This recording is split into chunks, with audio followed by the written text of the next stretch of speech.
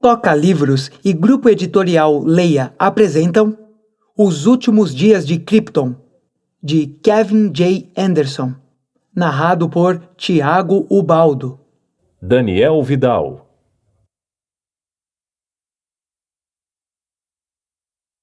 Prefácio. A ficção científica começou a ter fãs nos anos 30, e dois deles eram Jerry Siegel e Joe Shuster, o primeiro um escritor, o outro um artista. De sua paixão singular surgiu a criação suprema da ficção científica, Superman, aquele estranho visitante de outro planeta que veio para a Terra com poderes e habilidades que iam muito além. Não há razão para prosseguir, vocês conhecem o resto. Todos conhecem o resto.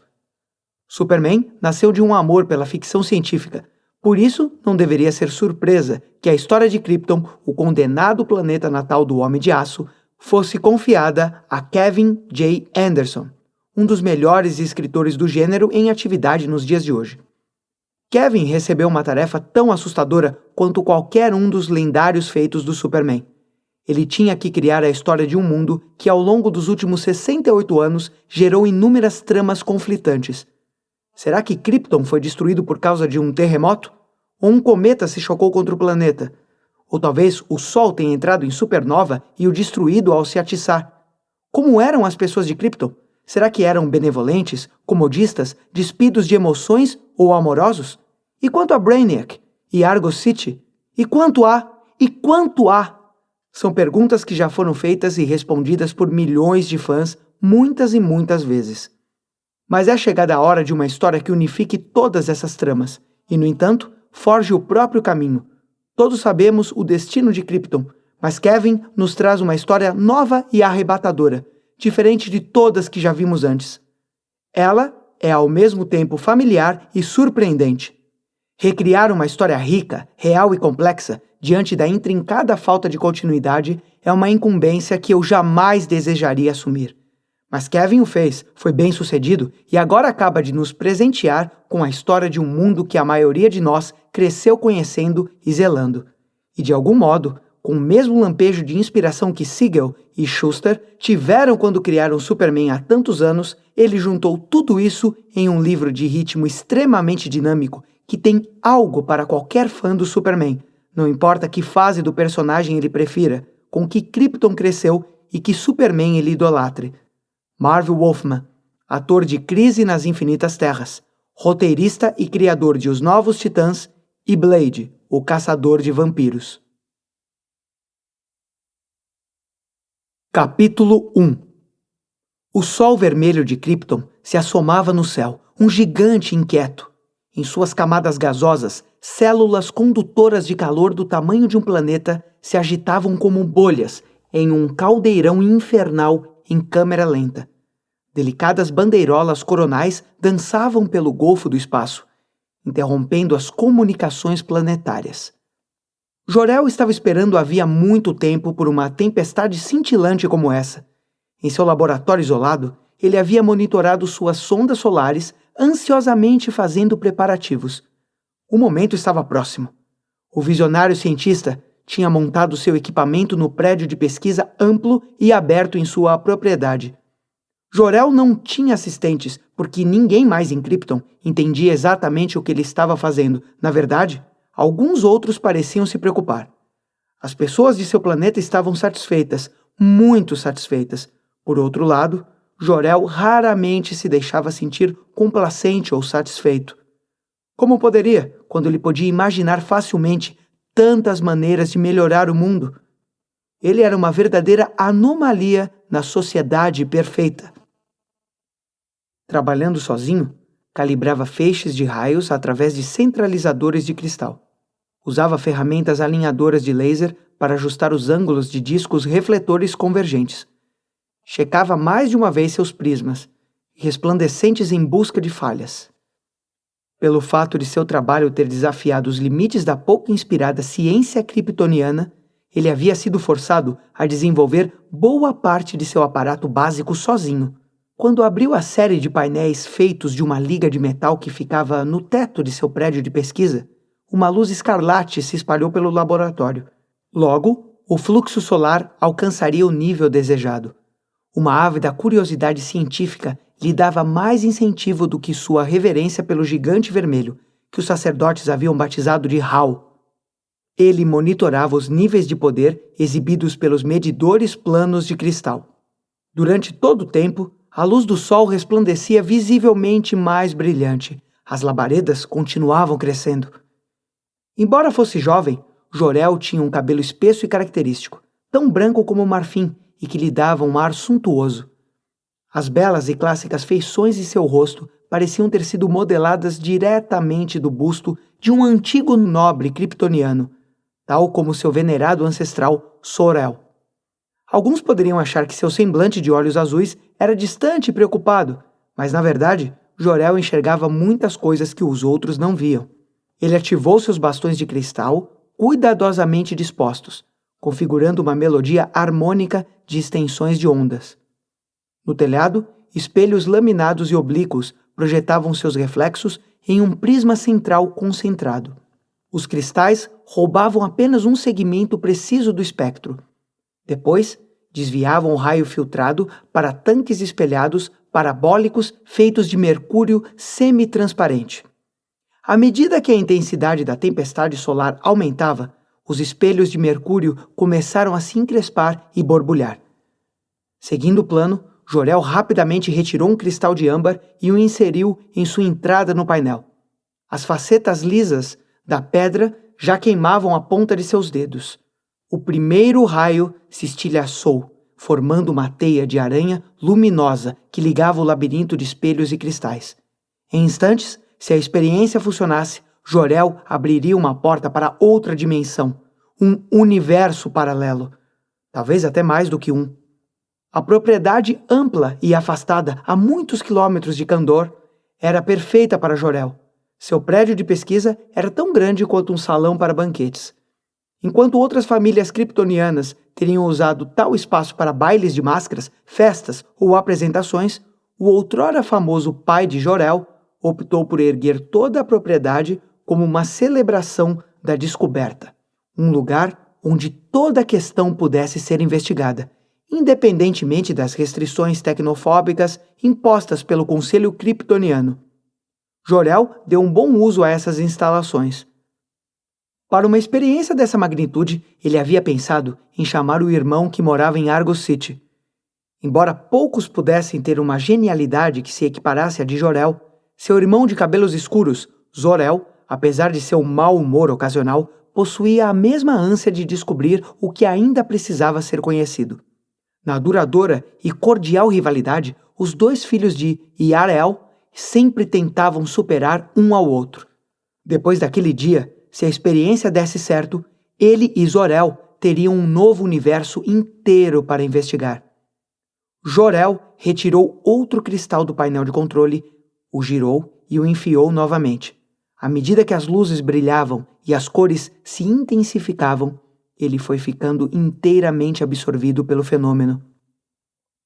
Isolado em suas salas abafadas na capital, o Conselho Kryptoniano de 11 membros havia proibido o desenvolvimento de qualquer tipo de aeronave, eliminando efetivamente qualquer possibilidade de exploração do universo. A partir de registros antigos, os kryptonianos estavam muito conscientes da existência de outras civilizações nas 28 galáxias conhecidas, mas o governo repressor insistia em manter seu planeta afastado, para sua própria proteção. Essa regra tinha sido estabelecida havia tantas gerações que a maioria das pessoas a aceitava como era de se esperar. Apesar disso, o mistério por trás da existência de outras estrelas e planetas sempre intrigou Jor-El. Por não ser capaz de desobedecer às leis, não importa o quanto as restrições pudessem parecer frívolas, ele foi buscar caminhos que as contornassem.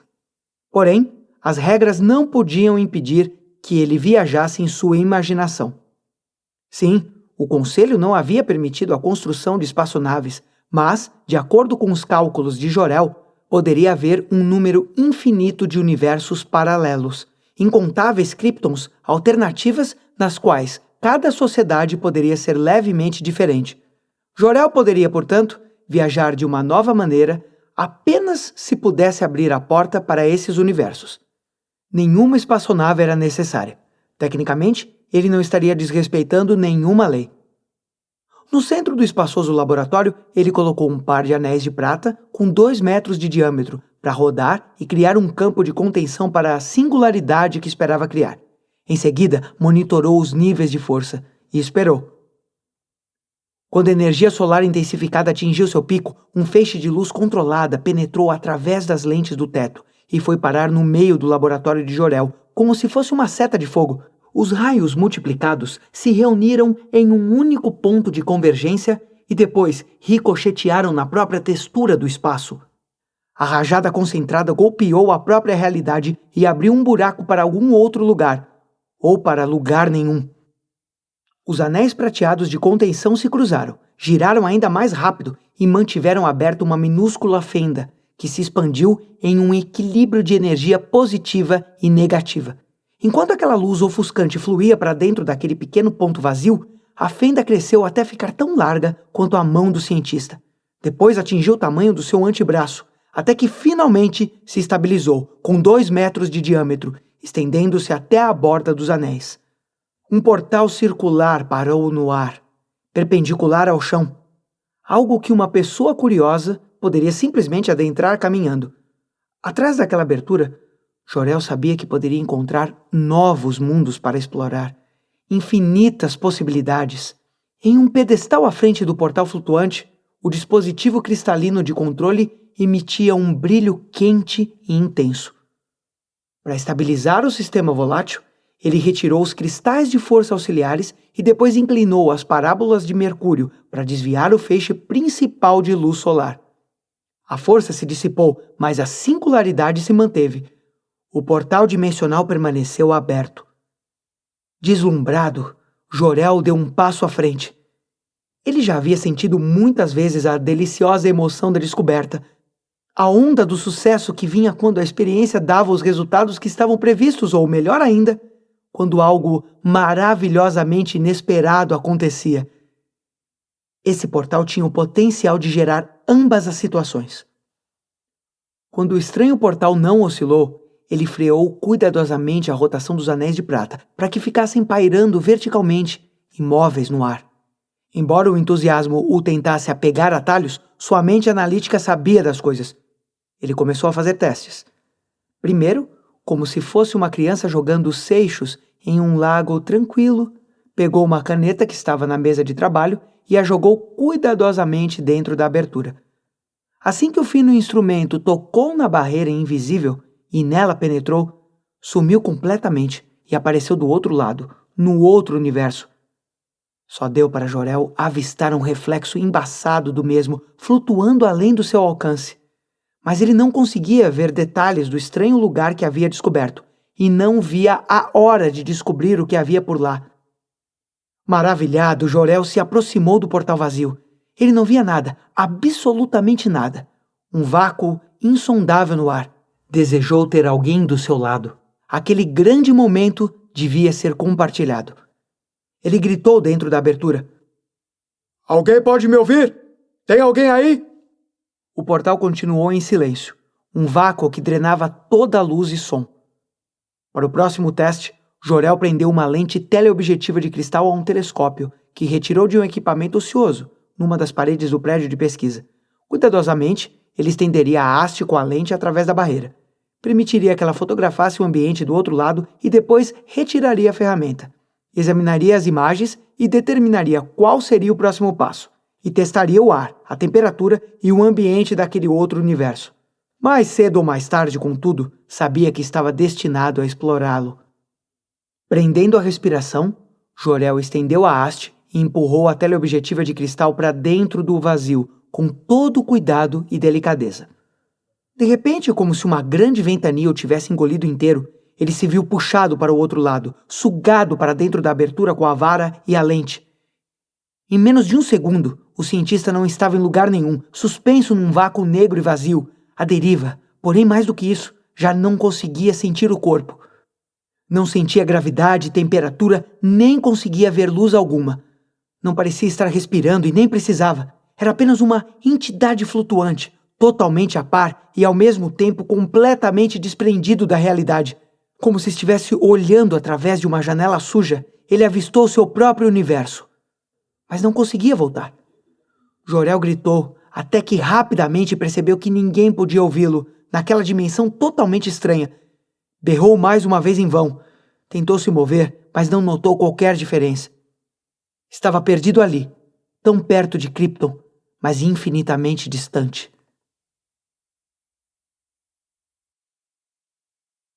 Capítulo 2. Trabalhando com seus colegas estudantes de arte nas estruturas maravilhosamente exóticas, Lara não conseguia decidir se o design da propriedade de Jor-El era fruto de genialidade ou de loucura. Talvez as duas coisas fossem muito semelhantes, para serem indistinguíveis. Hal brilhava sobre os carrilhões de luz, tiras ultra finas de metal penduradas em fios tênues que giravam sob a pressão dos fótons, produzindo uma miríade de arco-íris. Uma torre espiralada branca como leite, sem portas nem janelas, se erguia no centro da propriedade, como um chifre de uma gigantesca fera mitológica, que afunilava até ficar pontiagudo em seu ápice. Outros anexos eram estruturas geométricas singulares, que cresceram a partir de cristais côncavos, cobertos com interessantes arranjos botânicos. O solar do cientista solteirão era um labirinto irregular de arcos e cúpulas, paredes no interior que se encontravam formando ângulos irregulares, cruzando-se em locais inesperados. Um visitante que caminhasse em meio àquele traçado caótico podia facilmente se desorientar. Embora Jor-El passasse a maior parte do tempo no tumultuado prédio de pesquisa, aparentemente havia percebido que faltava algo na propriedade que seu pai tinha lhe deixado. Paredes externas de pedra polida, brancas como giz, chamavam a atenção como se fossem telas em branco que demandavam alguma obra de arte. Para sua sorte, o grande cientista havia decidido fazer algo em relação a isso. E foi por essa razão que chamaram uma equipe de artistas talentosos liderados pelos famosos pais de Lara, Ora e Lor Van. Lara queria deixar a própria marca, dissociada de seus pais. Era uma mulher feita, uma adulta independente e cheia de ideias próprias.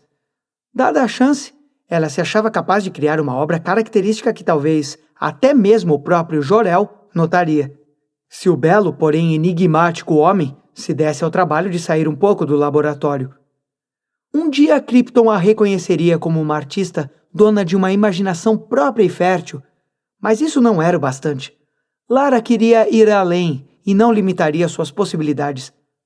Além de uma artista, ela se considerava uma contadora de histórias criativa, uma historiadora, uma poetisa e até mesmo uma compositora de óperas que evocavam a grandeza da interminável era de ouro de Krypton. Seu cabelo comprido caía em cachos sobre os ombros, cada fio de tom âmbar repuxado.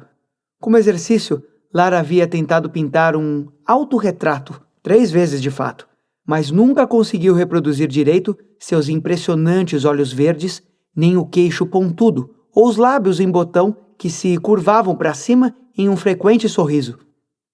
Seu irmão de 12 anos, Kivan, com nariz levemente sardento, olhar curioso e cabelo desgrenhado da cor da palha, também viera para a área de trabalho, que lhe parecia uma maravilha em comparação com qualquer exposição montada em Krypton. Em volta dos prédios principais, equipes de artistas em treinamento se agrupavam em torno dos pais de Lara.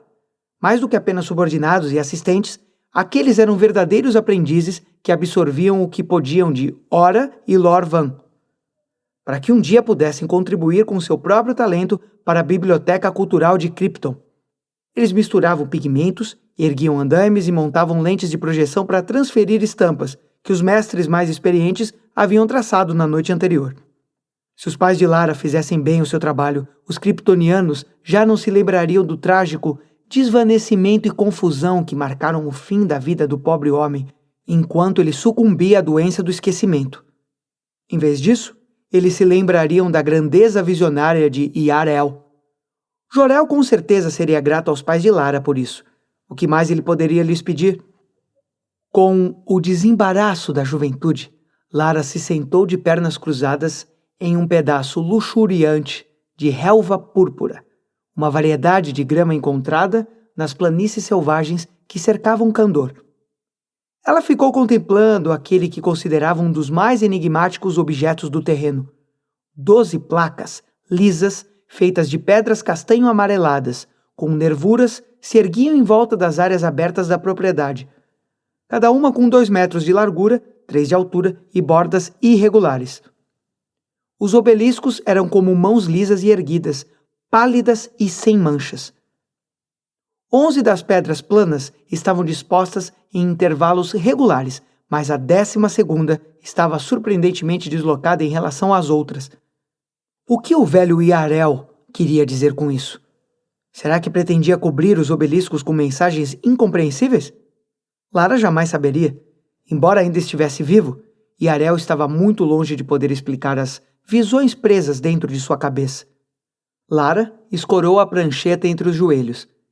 Ela usava uma caneta de ponta recarregável para mudar as cores da camada de alga eletromagnética, desenhando o que já havia pintado em sua imaginação. Enquanto seu pai e sua mãe pintavam murais épicos mostrando a história de Krypton, Lara já havia decidido que usaria aqueles 12 obeliscos brancos para propósitos mais simbólicos. Se Jor-El deixasse. Ela ficava cada vez mais entusiasmada enquanto fazia planos para cada um dos painéis vazios. Satisfeita com suas ideias, Lara congelou as imagens na prancheta e se levantou enquanto batia na saia branca iridescente para tirar os pedaços de grama. Exuberante e determinada, ela correu na direção do andaime, onde os pais estavam decidindo qual seria a maneira mais dramática de pintar a Conferência dos 7 Exércitos, que havia ocorrido milhares de anos antes e mudado a sociedade kryptoniana para sempre. Lara mostrou orgulhosa o que rascunhou em sua prancheta. Mãe, pai, vejam isso. Gostaria de ter a aprovação de vocês para um novo projeto. Ela estava cheia de energia, pronta para começar a trabalhar. Lorvan havia amarrado seu cabelo ruivo em um elegante rabo de cavalo para que não caísse em seu rosto. Seus olhos castanhos e expressivos demonstravam o amor que sentia pela filha, assim como uma enorme paciência. Ele tendia a ser condescendente com Lara sempre que ela vinha com um de seus novos e normalmente nada práticos planos. Porém, ele ainda a via mais como uma criança do que como uma adulta. Sua mãe, no entanto, era mais difícil de ser convencida. Ela tinha cabelos curtos, de tom âmbar e claro, como o da filha, mas com mechas grisalhas. Como sempre, algumas manchas de pigmento salpicavam o rosto e as mãos de Ora. O que você fez agora, Lara? Produzi um trabalho brilhante, sem dúvida, Implicou seu pai. mas cuja compreensão está além de nossa capacidade, meros mortais. Aqueles 12 obeliscos. Disse Lara, antes que pudesse prender a respiração enquanto apontava para o que estava mais perto. Ela havia encontrado uma serenidade, uma determinação em sua voz. Quero pintá-los, cada um de um jeito diferente. Sem nem ao menos olhar para os esboços, sua mãe lhe deu as costas. Isso está além do escopo do nosso projeto aqui. Jor-El não nos deu permissão para tocá-los. Lara fez pressão. Mas será que alguém efetivamente perguntou se podia? Ele está dentro do laboratório, trabalhando. Ninguém deve perturbá-lo. Eu tive que mandar o seu irmão para o perímetro do terreno, porque ele estava fazendo muito barulho. Ora olhou para o marido.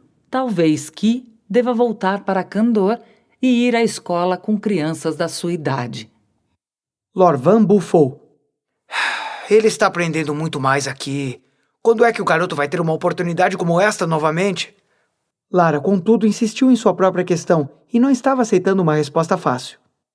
Jor-El pediu mesmo que não o perturbássemos enquanto estava trabalhando, ou vocês estão apenas fazendo uma suposição? Lara, querida, ele é um cientista reverenciado. Estamos aqui em sua propriedade a seu convite. Não queremos abusar de sua boa acolhida. Por que vocês têm tanto medo dele? Jor-El me parece perfeitamente afável e gentil. Olha, Lara, Disse o pai com um sorriso tolerante. não temos medo de Jor-El. Nós o respeitamos.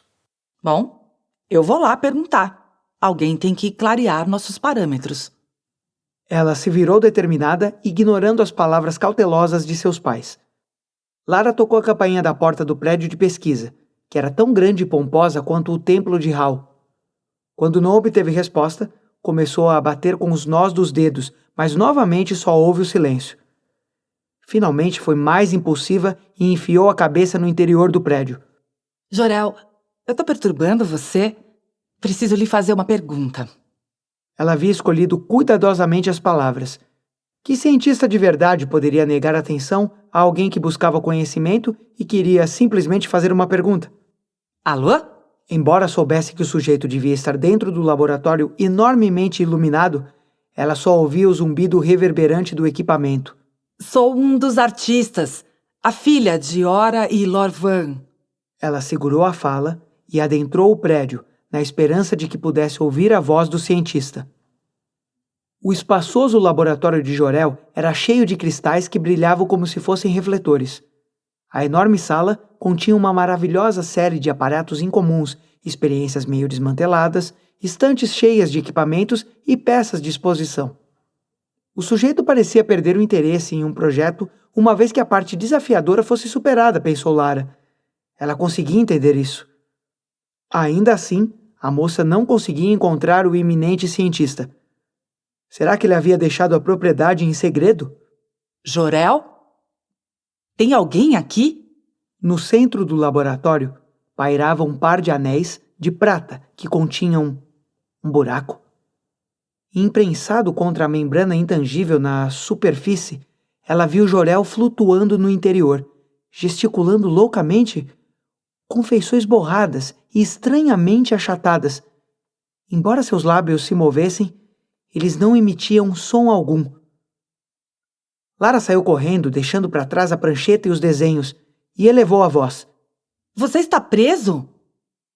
Embora ele tentasse responder, ela não conseguia ouvir o que o cientista estava dizendo. Franzindo a testa, Lara deu a volta, foi parar atrás da moldura traçada pelos anéis de prata e teve a mesma visão de um Jor-El, que a olhava pedindo ajuda, como se tivesse sido aprisionado dentro de um plano bidimensional. A curiosidade a estimulou. Isso é alguma espécie de experiência? Você não fez isso de propósito, certo? A expressão desesperada no belo rosto do cientista era a única resposta da qual ela precisava. Não se preocupe, eu vou descobrir uma maneira de tirar você daí. Flutuando naquele vácuo dormente e vazio, Jor-El experimentou um momento de amarga ironia. Por tantos anos, ele sonhara com um lugar de absoluta quietude, onde jamais seria perturbado. Um lugar onde poderia deixar seus pensamentos vagarem e o levarem até chegar às suas conclusões. Agora, preso nesse silêncio morto e surreal, ele só queria escapar. Nos momentos iniciais de sua clausura, havia perdido a haste de telescópio e a teleobjetiva de cristal. Assim que se reorientou, a ponto de poder vislumbrar a janela de seu próprio universo, ele cutucou a abertura com a vara que trazia na mão, mas a barreira deu um coice, de alguma forma numa diferente polaridade daquele lado. A lente se estilhaçou, a barra vergou e saiu do seu alcance, caindo no nada. Restou a Jor-El ficar ali pendurado, como se fosse um espírito desencarnado. Algum tempo depois, quase como se fosse um prêmio de consolação, a caneta veio em sua direção. Jor-El a apanhou, sem saber se ela poderia vir a ser útil. Ele não tinha nenhum meio para mensurar quanto tempo havia se passado. Acalmou-se e voltou a mente para o desafio em vez de sucumbir ao pânico. Normalmente, quando tinha que enfrentar um problema que parecia insuperável, Jor-El usava suas melhores calculadoras, trabalhava com uma série interminável de equações e se valia dos conhecimentos de matemática para chegar às conclusões, em geral surpreendentes. Aqui, no entanto, tinha apenas sua mente. Felizmente para Jor-El, seu cérebro era o suficiente. Hora de pensar. Logo ele tentou se concentrar na explicação que a física daria para aquele buraco no espaço, tentando descobrir como havia sido transportado e por que não conseguia simplesmente voltar. Uma vez criado, o portal se tornaria autossustentável.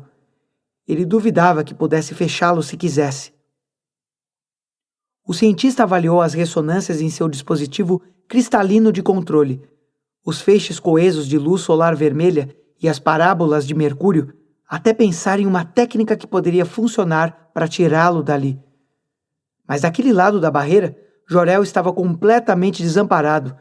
Precisava de alguém para ajudá-lo do lado oposto.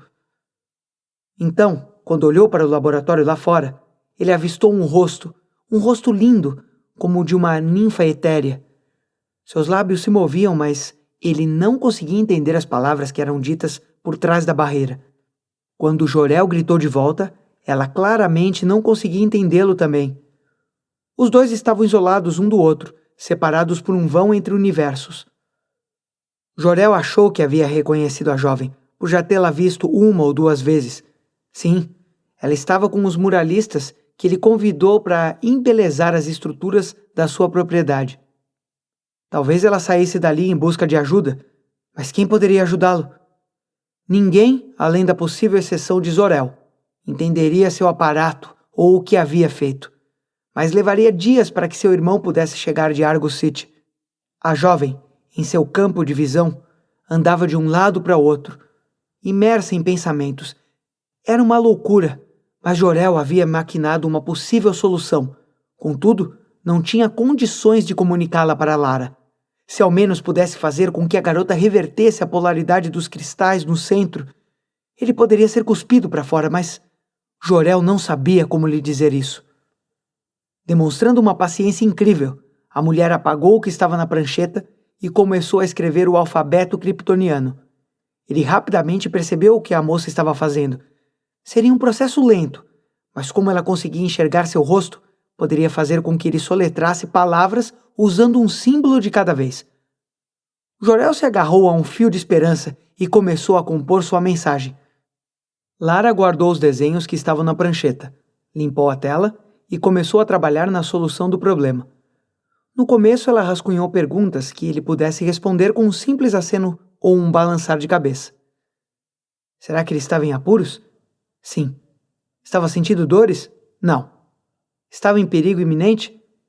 Ele hesitou, mas respondeu não. Será que queria a ajuda dela? Sim. Sabia como sair dali? O cientista fez uma pausa antes de dizer sim. Logo ficou óbvio que ela não reuniria informações suficientes dessa maneira. Finalmente, batendo em uma letra de cada vez, com a caneta e esperando que ele escolhesse a que fosse mais adequada, ela, com muito esmero, captou sua mensagem. Polaridade reversa, cristal mestre, dispositivo de controle. Com um olhar de consternação, Lara escreveu: O que é o dispositivo de controle? Qual é o cristal mestre? E como eu reverto a polaridade? Mas ela só podia ter uma pergunta respondida de cada vez. Dizia-se que Jor-El falava de coisas incompreensíveis para o kryptoniano médio. Ele criou um abismo entre si e a maioria dos cidadãos que aceitavam passivamente o status quo. Na hora em que escreveu sua segunda e igualmente incompreensível resposta, ela ainda não sabia o que fazer. Eixo experimental. Placa de foco solar. No laboratório. Lara olhou em volta, mas toda a sala estava cheia de equipamentos exóticos, nenhum dos quais lhe fazia qualquer sentido. Que pergunta ele estava respondendo? Ela achou uma grande variedade de painéis cristalinos, dispositivos luminosos e equipamentos que zumbiam, até que finalmente ela decidiu fazer o que fazia melhor, uma forma de comunicação que não dependia de matemática ou termos técnicos. Lara usou rápidas pinceladas de sua caneta para desenhar tudo o que via na sala. Mais uma vez, através de um processo meticuloso, ela levantou a prancheta na altura do campo de visão do cientista e lhe mostrou as imagens. Ao apontar para cada aparato com a pena, ela aos poucos foi limitando as possibilidades e chegando no que ele estava querendo dizer. Finalmente, seguindo com precisão as instruções de Jor-El, conforme as entendia, ela localizou o painel cristalino de controle. O cientista foi ficando obviamente mais tenso, mas Lara só sentia arrebatamento. Ela se perguntava se o pobre homem estava começando a duvidar de suas próprias teorias, mas estranhamente não tinha mais reservas. Ela acreditava nele.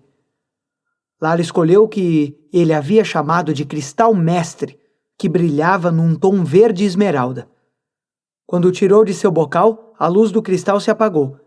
Ela o virou de ponta cabeça e o inseriu novamente. De repente, a peça vítrea começou a brilhar num tom escarlate bem forte. Os anéis de prata suspensos, que serviam de moldura para a fenda dimensional, começaram a girar, como se fossem rodas dentadas de pontas afiadas, e depois viraram bruscamente para uma posição reversa. E ejetaram Jor-El de cabeça para longe do outro universo. Estatelado no chão onde havia caído, ele tirou a túnica e as calças brancas, que saíram imaculadas daquela experiência penosa, e balançou a cabeça. Ela correu em sua direção, pegou no seu braço trêmulo e o ajudou a se levantar. Jor-El, você tá bem?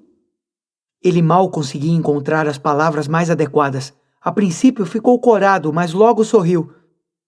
Que experiência fascinante! Quando a encarou, com os olhos azuis e cintilantes, parecia estar enxergando Lara de um jeito que jamais alguém havia enxergado. Você salvou a minha vida. Mais do que isso, você me salvou de ficar preso para sempre naquela zona fantasma. Ela lhe estendeu a mão. Meu nome é Lara. Desculpe pelo jeito pouco ortodoxo de fazer contato. Ela resolveu esperar um pouco antes de pedir a sua permissão para pintar os 12 obeliscos. Capítulo 3. A turbulenta tempestade de Hal criou um espetáculo silencioso de luzes e auroras naquela noite. Cortinas etéreas e coloridas transbordaram em meio ao céu de Krypton. Como ela o havia resgatado, Jor-El convidou Lara para jantar ao seu lado na sacada da mansão. Esse gesto de gratidão não era uma mera formalidade. Era a coisa certa a se fazer. Ele havia gargalhado quando os pais da moça vieram pedir desculpas por sua filha atrevida ter perturbado seu trabalho. Se Lara não o tivesse interrompido no laboratório, quem sabe por quanto tempo ele poderia ficar preso naquele lugar vazio. O cientista queria muito jantar com ela e conhecê-la melhor. Agora os dois estavam sentados juntos naquela noite quente e calma, comendo de várias pequenas travessas, cada uma com uma iguaria saborosa. Jor-El era meio solitário, não estava muito acostumado com conversas casuais, mas logo percebeu que trocar ideias com Lara era surpreendentemente fácil. Usando um garfo fino com uma pérola na ponta, ela pegou uma porção apimentada de lúcuma de um prato de borda dourada, deixando o último pedaço para ele. Quando eu ia a banquetes extravagantes em Kandor, a comida era normalmente tão bonita que o sabor não tinha como alcançar o nível da apresentação. Ela retirou a tampa da pequena panela esmaltada e respirou bem fundo para sentir o cheiro do vapor quente e apimentado que vinha das folhas polpudas e ensopadas enroladas em espetos. Isso aqui, no entanto, tá delicioso. Instruí meu chefe, Frodá, para que preparasse uma refeição especial, mas eu normalmente não costumo prestar atenção na comida. Sempre estou ocupado com outras coisas. Com os dedos, ele pegou uma pequena empada triangular. Ele não tinha a menor ideia de que refeição era aquela ou de que ingredientes Frodá havia usado no molho. Já fui a banquetes onde o jantar parecia mais uma performance do que uma refeição. Lara se animou. Não tem nada errado com uma performance, se é isso que você está buscando. Eu gosto dos balés suspensos das óperas de Borga City e Kandor, mas quando eu tô com fome, eu quero apenas comer. Os dois riram. Como se estivesse escutando a conversa dos dois às escondidas, o corpulento chefe chegou e apresentou o colorido prato de sobremesa com o mínimo de alarde. Permitimos que a nossa comida seja uma celebração por si mesma, disse Frodá. Jor-El tentou agradecê-lo, mas ele desapareceu junto com um turbilhão de ajudantes que ajudaram a tirar a mesa. Os dois olharam para o céu escuro banhado de cores pastéis. Em anos anteriores, Jor-El havia desenhado e construído 4 telescópios de vários tamanhos de diafragma nos telhados desses prédios. Embora o conselho jamais fosse perder tempo olhando para o firmamento, Jor-El havia se encarregado de fazer um detalhado levantamento do que via nas alturas. Ele olhava para as estrelas, catalogando os diferentes tipos, procurando por outros planetas que sabia estarem por lá. Não podia viajar para esses mundos fantásticos, mas pelo menos podia olhar. Talvez mais tarde ele resolvesse mostrar para Lara algumas das maravilhas distantes através do mais potente dos seus telescópios. Mas por enquanto, estava vivendo um momento surpreendentemente agradável, só de ficar sentado ali. Mas acima, de forma proeminente, havia os restos de Coron, uma das 3 luas de Krypton, e um dia o berço de uma próspera civilização irmã. Nenhum kryptoniano conseguia olhar para o céu sem evitar uma pungente sensação de perda. Jor-El refletiu enquanto acompanhava o olhar de Lara. Você já tentou imaginar quanto poder seria necessário para destruir uma lua inteira? Que tipo de ciência está por trás disso? Ciência? A ciência não foi responsável por tanta morte e destruição. Jacques-Ur, sim. Já li sobre esse tirano nos ciclos épicos. Nenhuma outra pessoa mudou tanto a história de Krypton. Jor-El ficou surpreso com a veemência de sua reação. Lara certamente não tinha medo de dar sua própria opinião. Ele havia meramente se interessado em decifrar a física por trás daquelas armas assombrosas. Dardos Nova, como eram chamados.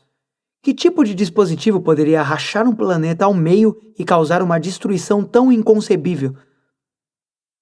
Há mais de 1000 anos, Jacques-Ur havia tentado conquistar Krypton, assim como os outros planetas e satélites colonizados no sistema solar. O povo de Coron recusou-se a se curvar, por isso, o déspota ameaçou usar as armas de aniquilação. Quando ainda se recusaram a capitular, Jacques-Ur lançou 3 dardos Nova. Depois que as armas destruíram a lua inteira, o tirano revelou que ainda tinha pelo menos outros 15 guardados em local secreto. Mas Jacques-Ur havia diluído muito as suas forças. Suas conquistas eram muito rápidas e bem separadas uma das outras. 7 generais rebelados reuniram exércitos desesperados de cidades-estados independentes que haviam sobrevivido às depredações patrocinadas pelo déspota.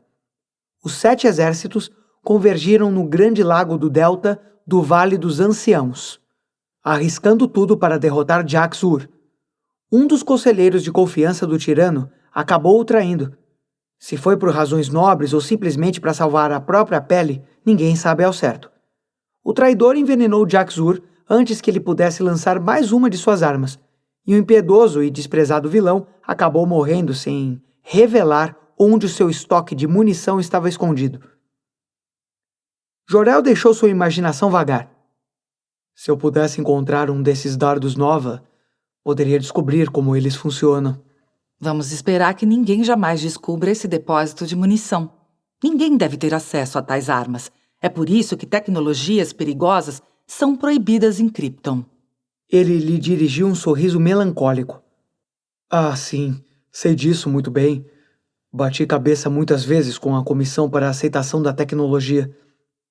Depois da derrota de Jacques-Ur, os líderes dos 7 exércitos estabeleceram uma paz duradoura e os kryptonianos voltaram a atenção para outras maneiras que tinham de salvar sua civilização. Como Jacques-Ur havia aprendido como fabricar seus dardos Nova com um visitante alienígena, os líderes de Krypton optaram por obstruir qualquer influência externa. A Conferência dos 7 Exércitos havia banido todas as viagens interestelares, todo contato com raças potencialmente destrutivas e todas as tecnologias perigosas. Lara olhou para a lua destruída. Eu adorava ler os ciclos históricos. Naqueles tempos, toda a vida era parte de um épico. Os kryptonianos possuíam paixões e sonhos. Jor-El não conseguiu dissimular totalmente o seu sarcasmo. Mas agora o Conselho diz que temos tudo de que podemos possivelmente precisar e devemos nos julgar satisfeitos. Nada de novas descobertas, nada de progresso. Suas sobrancelhas se franziram, formando um sulco em sua testa. Seus olhos verdes irradiavam o mais incrível dos fulgores. Ela parecia muito viva. Mas se não aspirarmos a melhoras em nós mesmos, acabaremos abrindo mão do entusiasmo na vida. Jor-El olhou para a moça e sorriu. Eu não poderia ter dito isso de forma melhor. Sou ávido por todos os ramos diferentes da ciência, física, química, arquitetura, ótica. A astronomia é minha maior paixão. Lara tocou no braço dele com a ponta dos dedos, surpreendendo-o. Olhe para nós. Uma artista e um cientista. À primeira vista, parecemos completamente diferentes. Porém, somos mais parecidos do que eu poderia imaginar. Meus pais querem que eu me especialize em pintura de murais, assim como eles. Mas eu também amo música, história, ciclos épicos. Não quero ficar presa a uma única área do conhecimento. Sim, entendo. Bem, não essas coisas especificamente. Nunca consegui descobrir o tom de sinfonias ou de óperas. Do ponto de vista clínico, reconheço que requerem um trabalho e uma imaginação significativos, além de certo nível de conhecimento. No entanto, não consigo deixar de coçar a cabeça e me perguntar o que tudo isso significa. A risada dela era como música. Então você sabe como a maior parte das pessoas se sente em relação à ciência. Tudo nela é um mistério para todo mundo. Nunca pensei nisso dessa maneira. Você não sabe disso, Jorel, mas insisti em participar desse projeto com meus pais por sua causa. Você sempre me fascinou. Você e tudo o que representa. Eu queria estar onde a história de verdade está acontecendo. História? A história nem sempre tem a ver com antigas lendas ou registros.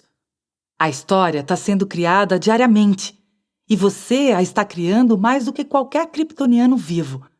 Você pode muito bem ser o maior gênio nascido neste planeta.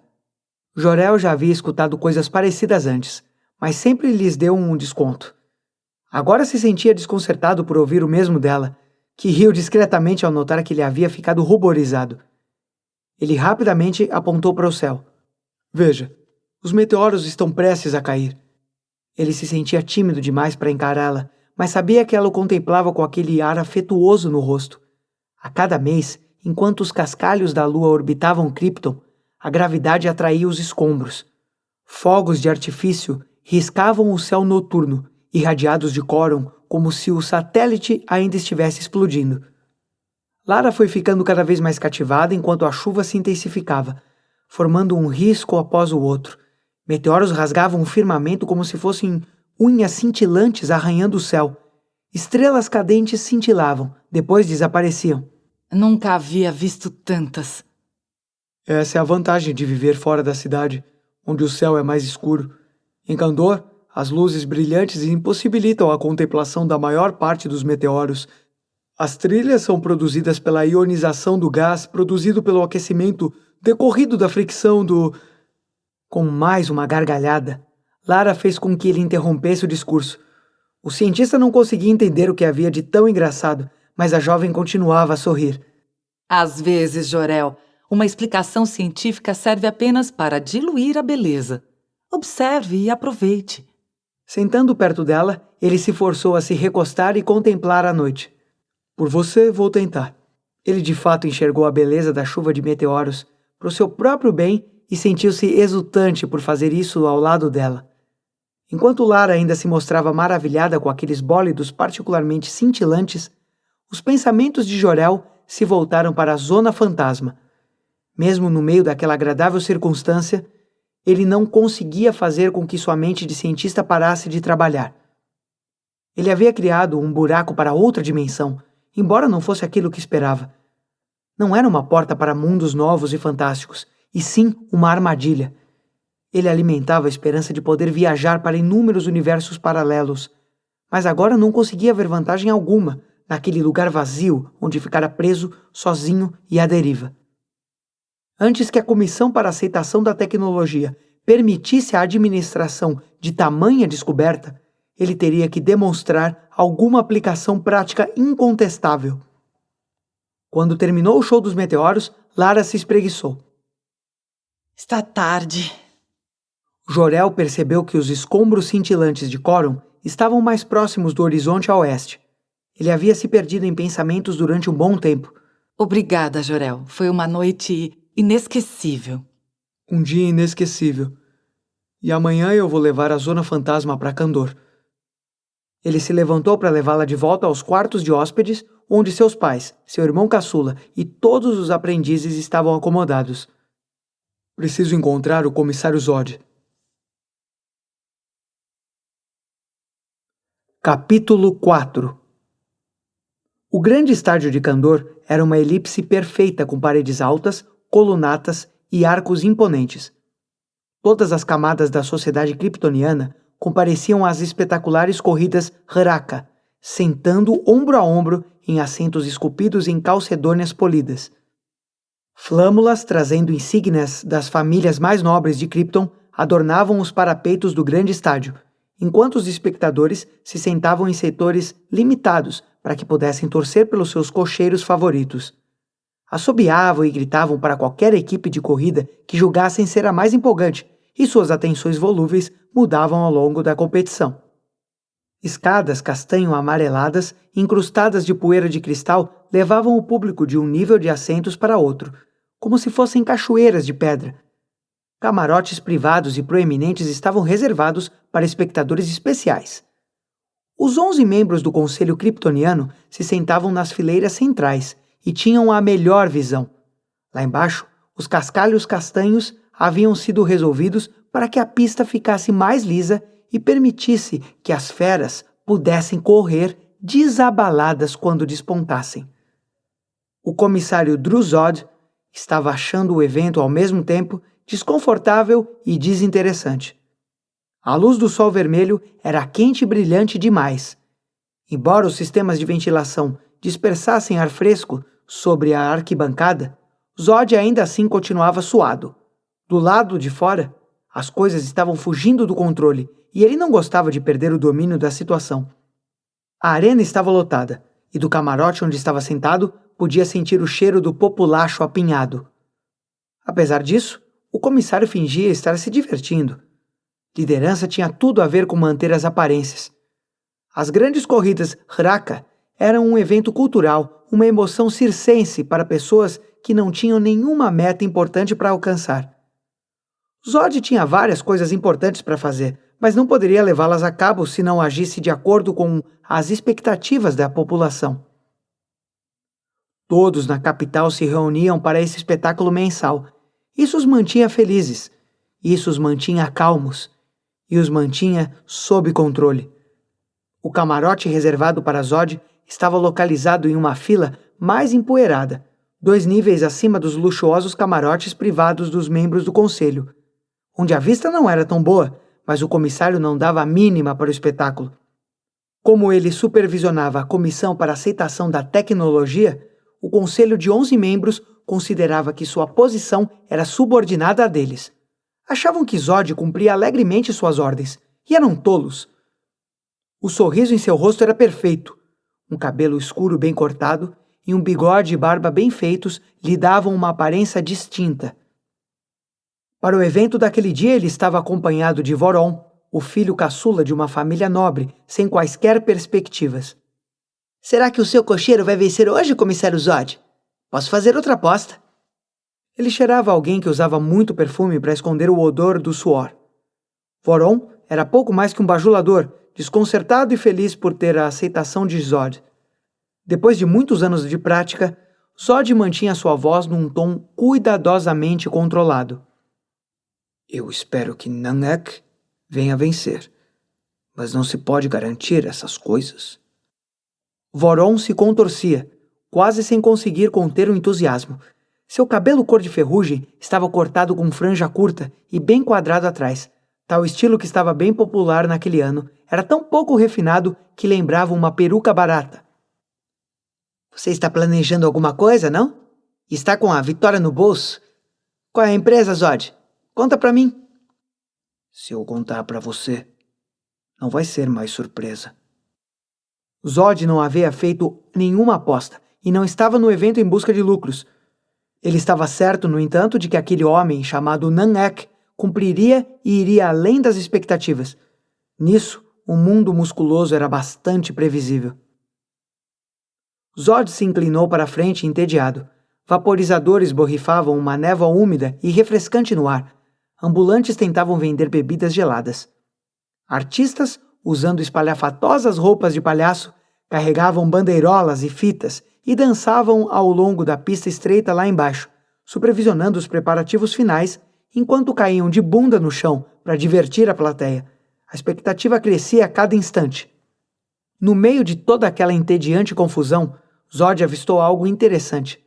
Mais acima, no vistoso camarote da nobre família de K, os convidados usavam roupas extravagantes e pomposas, absolutamente nada práticas, que seguiam a moda e não o bom senso. Os homens e as mulheres estavam sentados com roupas de golas altas, mangas pontudas, cinturas apertadas e tecidos plissados, cravejados de tantas joias que provavelmente não conseguiriam se curvar para se esquivar, caso um assassino lhes lançasse uma adaga. Zod achava isso ao mesmo tempo divertido e repulsivo. No entanto, o que chamou a atenção de Zod foi uma linda jovem que não parecia fazer parte daquele cenário. Seu cabelo escuro tinha um corte rente e despenteado. Ela não usava joia alguma. Seus olhos eram como poços escuros, suas feições eram as mais encantadoras, pois não se rendiam aos padrões de beleza kryptonianos. Suas calças de couro pretas e apertadas e o blusão largo e escuro foram desenhados mais para conforto e utilidade do que para ostentação. Ela se recostava em vez de posar, no assento de pedra. Zod imediatamente percebeu que aquela mulher era diferente de todas as nobres insípidas com as quais tinha que lidar todos os dias. Voron? Quem é aquela criatura intrigante logo ali? O ávido e nobre jovem acompanhou o olhar de Zod e fechou a cara com ar de repugnância. Você não pode estar interessado nela, comissário. Porque eu tenho que me explicar. Fiz uma pergunta muito simples. Sim, comissário, é claro, comissário. Ela é a terceira filha da casa de K. Algo como uma pária, algo constrangedor. Quando os pais tentaram renegá-la, ela fez uma retaliação apagando o seu nome da família. Ela insiste em ser chamada simplesmente de Aethir. Maravilhoso. Vergonhoso. Ela se recusa intencionalmente a viver à altura da grande linhagem da sua família. Zod coçou a barba contemplativo. Porque ela fez coisas que eles desaprovam. Com certeza, comissário. Ela não gosta da família e eles não gostam dela. Não sei por que ela insistiu em vir para as corridas de carruagens, porque iria querer ser vista ao lado deles em seu camarote. Zod conteve um sorriso. Mesmo seu ingênuo companheiro não podendo compreender a razão, ele entendeu muito bem a resposta. Aethir provavelmente saboreava o desconforto que causava e o fazia de propósito. Ele achava que isso tinha o seu charme. Olhando em volta, ele percebeu que membros de outros camarotes nobres se voltavam para os assentos dos K, fechando a cara para Aethir e lhe dando as costas em seguida. Algo tão dolorosamente óbvio, tão artificial. Kryptonianos eram como atores em uma antiquada performance. Você não vê? Essa é a sua rebelião. E ela faz alarde em frente à família. Zod riu. Observe que quanto mais ela se aproxima, mais eles se encolhem. Para ela, é tudo um jogo. A Aethir é mais esperta do que todos os membros de sua família. Ela é um diamante bruto, Voron. De fato, é bem bonita. Voron reagiu com horror. Talvez, se você pudesse vê-la por trás de tanta sujeira e imperfeição e aquelas roupas. Se quisesse, a Aethir poderia se vestir de acordo com as indicações de outras pessoas, mas nada poderia criar artificialmente aquele carisma natural. Os clarins que anunciavam os preparativos soaram. Fanfarras tinham seu som amplificado por ressonadores, abafando o som de fundo que a plateia fazia. Mesmo sob o calor escaldante do sol vermelho, luzes ornamentais cintilavam do topo das colunas, obsidianas cheias de sulcos em volta da área onde o conselho estava acomodado. Voron se virou imediatamente para a pista, feliz por poder se concentrar em algo mais apropriado do que a Aethir. Os portões que ficavam no nível do chão se abriram e as feras emergiram das sombras dos currais obscuros. Parelhas de hiracas, robustos lagartos de pernas curtas com cristas irregulares na cabeça, vieram rastejando, cada 3 deles acorrentados a um veículo flutuante. As criaturas verdes e castanhas se retesavam em seus manches, enquanto cada equipe conduzia sua briga para a área aberta. As peles escamosas traziam as marcas das nobres famílias patrocinadoras. Zod apertou os olhos para ver seu próprio homem emergindo. Com a barba cerrada e ombros largos, Nanak surgiu imponente conduzindo o veículo, segurando as rédeas com uma das mãos fortes. Zod escondeu um sorriso presunçoso enquanto a plateia começava a murmurar algo relativo às feras exóticas que estavam presas à carruagem de Namek. O mundo havia subjugado lagartos de pele negra do continente selvagem no sul de Krypton. Adornados com chifres e espinhos ao longo de seus corpos, escamas de ébano e cristas escarlates nas cabeças, eram feras acostumadas a caçar e estripar suas próprias presas. Como treinador, Namek podia ser tão feroz quanto as feras, e já havia dado chicotadas para manter as 3 alinhadas. O corpulento condutor parecia estar totalmente confiante.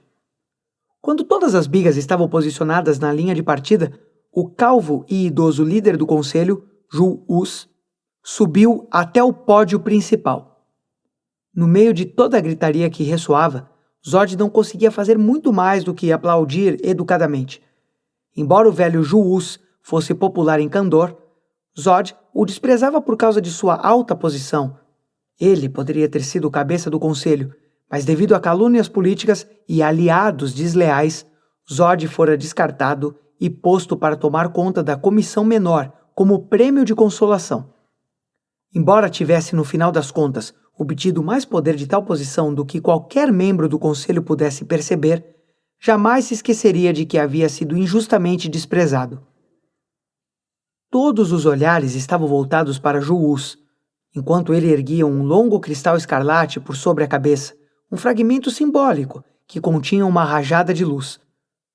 Lá embaixo, todos os condutores das carruagens manobravam seus Hrakas impacientes, prontos para disparar em busca de uma boa posição assim que recebessem o sinal.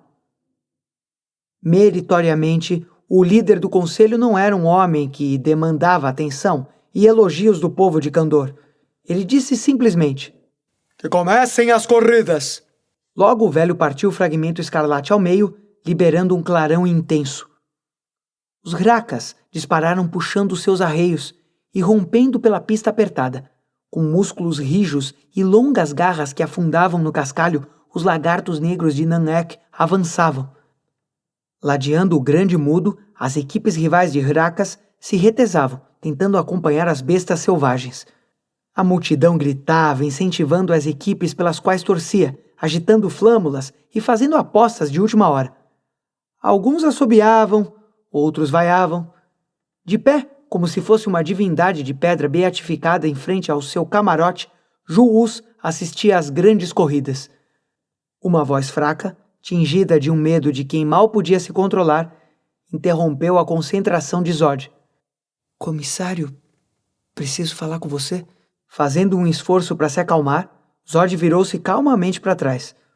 Logo atrás dele, usando uma capa vermelha brilhante e uma camisa com mangas bufantes, estava Bural, o quarto na cadeia de comando na Comissão para a Aceitação da Tecnologia. O homem era um administrador, um funcionário que não tinha firmeza nem visão. Por que você está interrompendo minha apreciação da corrida? Meu homem Namek está na frente. Bural cruzou os braços com mangas bufantes. Comissário, seria melhor discutirmos essa questão em particular. Zod lhe lançou um olhar intimidante. Então por que você veio para um lugar onde há milhares de pessoas reunidas? O sujeito pareceu surpreso com a pergunta, mas depois falou abruptamente. Descobri seu segredo. Sei o que fez com todos os itens tecnológicos que considerou perigosos. As coisas que censurou. Por favor, guarde seus delírios para uma ocasião mais apropriada. A multidão gritava e aplaudia. Até aquela altura, Voron nem havia notado a chegada daquele discreto visitante. Finalmente o comissário suspirou. Muito bem. Me encontre lá embaixo nos estábulos privados depois que a corrida acabar, onde não perturbaremos o resto do público. Não é que guarda seus Hrakas por lá, e você sabe que ele não consegue falar palavra alguma. Agora me deixe em paz. Arrebatado pelo espetáculo, Voron ergueu as mãos. Você viu aquilo, comissário? Você viu aquilo? Na pista, uma das carruagens estava completamente destruída. Namek puxou suas rédeas, encorajando as criaturas sem precisar chicoteá-las. As bestas negras se arriscavam dando a volta no circuito, pisoteando o cascalho, correndo cada vez mais rápido. Zod sentia que Bural ainda estava atrás dele, inquieto e enfurecido, mas o ignorou. até que finalmente o administrador foi embora. Algumas famílias nobres que haviam investido em equipes rivais começaram a reclamar em voz alta dos Hrackas negros. Por trás de portas fechadas, antes do início das provas, 2 oficiais que cuidavam das corridas também haviam questionado a legalidade do uso de novas espécies. Nan-Ek pareceu ter ficado desamparado e agitado, incapaz de expressar verbalmente sua ansiedade, mas Zod, como sempre, fora a voz da razão, ao pedir para que os oficiais olhassem a carta com as regras. Nos registros velhos e empoeirados, ninguém havia definido exatamente o que era um Hracka. Na ausência de qualquer regra estabelecida que dissesse o contrário, os preconceituosos funcionários consentiram em deixar a equipe de Nan-Ek competir nas corridas. Agora, enquanto os condutores entravam na terceira volta, 2 dos times rivais fecharam o vão, tocando as criaturas verdes e douradas além dos limites de tolerância. Zod pôde ver que aqueles Hrackas provavelmente morreriam no final da corrida, o que, sem dúvida alguma, provocaria um escândalo em Kandor. Assim que um dos Hrackas dourados passou ao lado da carruagem de Nan-Ek, a fera negra que estava mais próxima virou a cabeça e o açoitou com uma língua que mais parecia um chicote, arrancando um de seus olhos. A criatura ferida se ergueu para trás, enlouquecida, e cravou as garras no réptil com o qual dividia os arreios. De repente, a carruagem caiu para o lado e deu cambalhotas até quebrar. O condutor, que usava um traje de proteção e um cinto antigravidade, se ejetou dos destroços, incólume, enquanto as bestas jaziam feridas e moribundas. Com os olhos arregalados, Voron olhou para Zod como se ele soubesse todas as respostas. Isso é permitido? Não é proibido pelas regras. Como não é proibido? Isso é horrível. Há quem chame isso de algo inovador. Zod se sentia excitado enquanto observava a cena. Os Hrackas de Nan-Ek atacavam violentamente com suas línguas a equipe que estava à direita, e também a destroçaram. Àquela altura, o Grande Mudo mantinha uma liderança incontestável. Zod nem ao menos precisou assistir ao resto da corrida. O resultado já estava consumado. Deixou Voron pegar os aperitivos que os serventes haviam deixado no camarote do comissário. Enquanto todos os olhares estavam focados no clímax das corridas, ninguém notou Zod escapulindo discretamente. Ele tinha que descer até os estábulos e começar seus preparativos antes da chegada de Bural. Os Hrackas negros emanavam um aroma gorduroso das glândulas almiscaradas localizadas atrás de suas poderosas mandíbulas, mas os odores do estábulo não incomodavam Zod. Ele havia construído tais cercados adjacentes à grande arena. Eram frios, escuros e também muito reservados. Para seus colegas nobres, os estábulos mostravam que o comissário não poupava extravagâncias para manter Nan-Ek, sua carruagem e seus Hrackas na melhor forma. Para Zod, no entanto, os estábulos serviam como um lugar perfeito para encontros que não deveriam ser observados. Depois daquela corrida bastante disputada, Zod encontrou seu condutor nas reconfortantes sombras e ficou em pé ao seu lado, enquanto o mudo vitorioso puxava os 3 Hrackas negros para dentro dos cercados e prendia grossas correntes a ganchos na parede. Suado e radiante, Nan-Ek bebia água fresca direto de um balde. Ele sorriu para Zod, que bateu de leve no seu ombro robusto em sinal de sincera congratulação.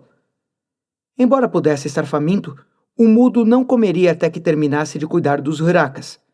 Os lagartos negros também estavam famintos por conta de toda a energia que haviam queimado durante a corrida, mas Nan-Ek teve o cuidado de não alimentá-los imediatamente. Na condição que estavam, acabariam se empanturrando e passando mal. O grande condutor esfregou um punhado de óleo no couro dos Hrackas, dando às suas escamas um brilho vítreo perfeito. Ele trabalhava meticulosamente massageando os músculos das feras. Os Hrackas rosnavam, sibilavam e ronronavam, mas não faziam nenhum gesto ameaçador contra Nan-Ek. Eles também estavam acostumados com Zod, que costumava ir com frequência aos estábulos para pensar e usar Nan-Ek como uma caixa de ressonância silenciosa. Ele achava revigorante o simples fato de poder exprimir suas opiniões sem ser interrompido por comentários idiotas. Depois de dizer para o musculoso camarada o que precisava, Nanak acenou bruscamente com a cabeça. Zod ainda podia ouvir os sons emitidos pela multidão lá fora enquanto saía do estádio. Um conversando com o outro, empolgados com o resultado da corrida. Ele levantou os olhos e avistou uma figura esguia no vão da porta. Bur-Al viera exatamente do jeito que Zod o havia instruído a fazer. O comissário se inclinou contra a parede de blocos de pedra, perto do cercado, olhando para o seu assistente de quarto escalão. Eu estava alimentando a esperança de que, passado esse tempo, você fosse cair em si, Bur-Al. Você fez algumas acusações preocupantes. Não são apenas acusações. Eu tenho provas. E você sabe do que estou falando. Nem tente me subornar. Quem falou de suborno? Jamais sonharia com isso. Você não vale o investimento. Bur-Al juntou toda a coragem que tinha. Fui um grande admirador do seu pai. E fico envergonhado de ver que não seguiu os passos dele. Você coloca ambições pessoais acima da perfeição de Krypton. Eu achava que Krypton já era perfeito. E não traga meu pai para discussão. Ele era um grande líder visionário. Nisso, pelo menos, nós concordamos. Mas você transgrediu a lei. Todas as invenções perigosas submetidas à comissão devem ser destruídas. Mas esse não é o caso, certo? Bur-Al parecia de fato achar que tinha alguma vantagem. Se você é tão convencido, se insiste em dizer que não posso suborná-lo, por que diabos viria a tratar do assunto aqui? Por que me confrontar? Isso me parece algo insensato e ingênuo da sua parte. Bur-Al estava perturbado, como se não tivesse pensado na questão antes. Queria olhar na sua cara ao fazer minhas acusações. Queria ver os seus olhos. E você me mostrou que estou realmente com a razão. Zod suspirou. O sujeito era um idiota. Por que precisava disso, se tem provas incontestáveis? Você não pensou direito, Bur-Al. O jovem deu uma fungada, tomando o insulto como se fosse um distintivo de honra. Desculpe por não ser tão bem versado em fraudulências e maquinações quanto você, comissário. Zod andou até onde Nanak havia acabado de untar o terceiro Hraka e limpou as mãos em um trapo. Você não me deu nada com que trabalhar. E o que é mais sério, fez com que eu perdesse o meu tempo. Esses poucos minutos de disparate são minutos que jamais terei de volta. Muito pouco eficiente. Bur-Al cerrou os punhos. Zod se virou para Nanak. A única coisa que pode compensar tudo isso é tornar o evento mais divertido. O condutor segurou as correntes com as mãos desprotegidas, as torceu e arrancou o gancho da parede. O Hraka negro se levantou agitado, rosnando. Nanak arrebentou a segunda corrente e depois a terceira. Eles ficam muito famintos depois das corridas, explicou Zod. Você pode compensar a perda do meu tempo, pelo menos, fazendo com que eu economize o dinheiro que seria gasto em comida. Os Hrakas pularam do cercado antes mesmo que Bur-Al percebesse o que estava acontecendo. Os lagartos negros caíram em cima daquele homem desafortunado, abocanhando-o e rasgando sua carne. As bestas estriparam o jovem administrador, fazendo com que o sangue borrifasse no ar. Uma fanfarra musical ressoava do lado de fora do estádio, enquanto o público ia embora abafando os gritos. Os últimos espectadores que estavam de partida riam e gritavam. Aparentemente, os palhaços estavam correndo pela pista novamente, revolvendo o cascalho. Bur-Al jazia se contorcendo no meio da areia e da poeira, enquanto os 3 Hrakas continuavam a refeição no estábulo às escuras. Zod disse em um tom desprovido de qualquer emoção. Pelo coração de Hal, que coisa terrível.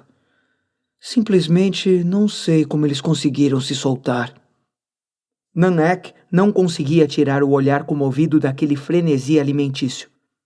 Zod percebeu o estado de penúria que se abateu sobre o mudo, e seu coração se apiedou do grandalhão. Tudo vai ficar bem, Nanak. Não vou deixar que nada aconteça a você. Pelo fato dos assassinatos serem extremamente raros em Krypton, ninguém suspeitaria que havia ocorrido algo sinistro. Os animais mortíferos haviam simplesmente se soltado. Um acidente. Hrakas eram predadores, afinal de contas, e haviam demonstrado sua inclinação para a violência durante as corridas. Eles representavam um risco. Nanak apontou um dedo grosso para os 3 lagartos. E Zod concluiu que o amigo silencioso estava perturbado com o fato de que os animais agora teriam que ser executados. Lamento, Namek. Não há nada que eu possa fazer. Ele pensou muito, mas não via outra maneira de resolver o problema. Vou arrumar novos bichinhos para você. Eu prometo. Claramente resignado, Namek acenou com a cabeça e Zod sentiu uma leve ponta de culpa. Aquela parecera a maneira ideal de se livrar de Bural, mas talvez ele devesse ter agido com mais cautela e pensado em um método mais sutil que não expusesse os amados Hrakas de Namek. Prometo que vou fazer as coisas de um jeito melhor da próxima vez. Assim que se certificou de que o amigo silencioso e musculoso estava bem, Zod saiu calmamente para soar o alarme. Capítulo 5. Mesmo na amada Argo de Zor-El, a maior parte dos kryptonianos estava muito acomodada, tinha poucas ambições e ligava muito pouco para o mundo à sua volta. Eles haviam se esquecido do sabor estonteante do perigo. Zor-El, por outro lado, achava divertido se colocar em situações arriscadas, pelo menos quando era cientificamente necessário. De acordo com sua rede de sensores sísmicos, uma tremenda erupção vulcânica havia ocorrido há 8 dias, e mesmo agora, as sequelas continham uma carga suficiente de fúria infernal para incinerá-lo caso desse um único passo em falso.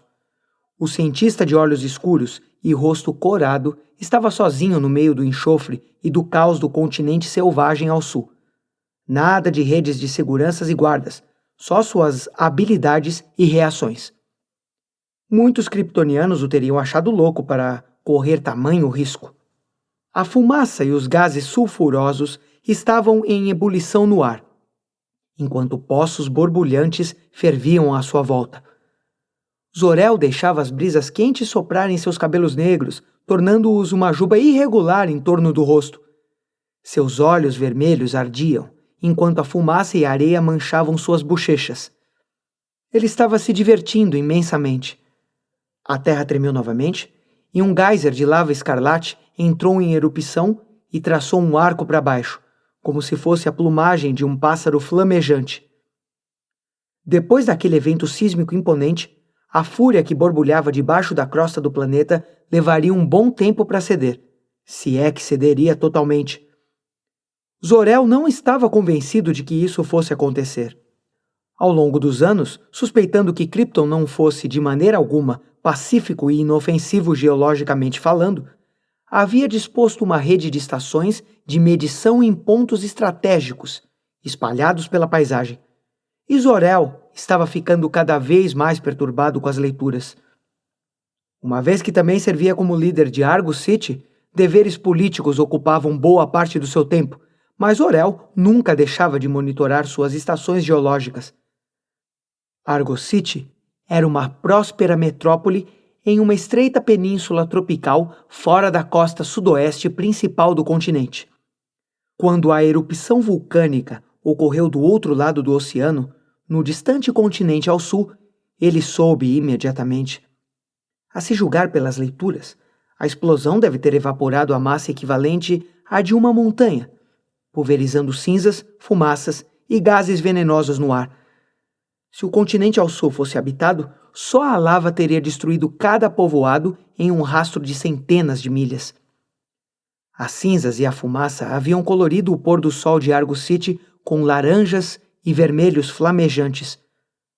Ao mesmo tempo em que os artistas da cidade eram inspirados pela beleza e pelo colorido, Zor-El explicava para a esposa, Alura, o que o céu flamejante realmente significava. Eu tenho que ir lá e ver com os meus próprios olhos, fazer medições diretas. Não podemos ignorar esses sinais de perigo. Algo está se formando no núcleo do nosso planeta e tenho que descobrir o que é.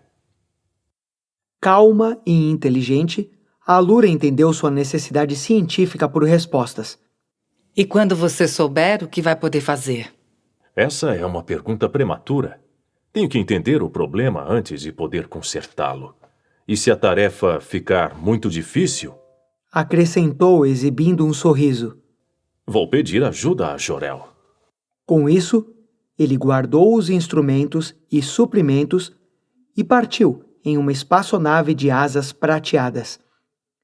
A aeronave reluzente para voos de grandes altitudes tinha uma pequena cabine fechada, um compartimento de cargas no bojo e asas aerodinâmicas que colhiam vento e uma fartura de energia solar para impulsionar os motores de levitação.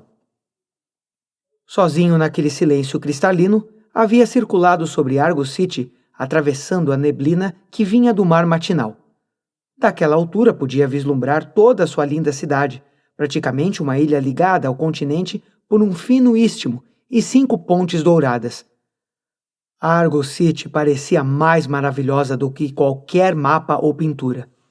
Ele havia riscado o céu rumo ao sul, deixando a linha costeira em curva para trás. Enquanto ganhava altitude, Zor-El estendeu os painéis das asas da nave, que tinham a espessura de uma lâmina.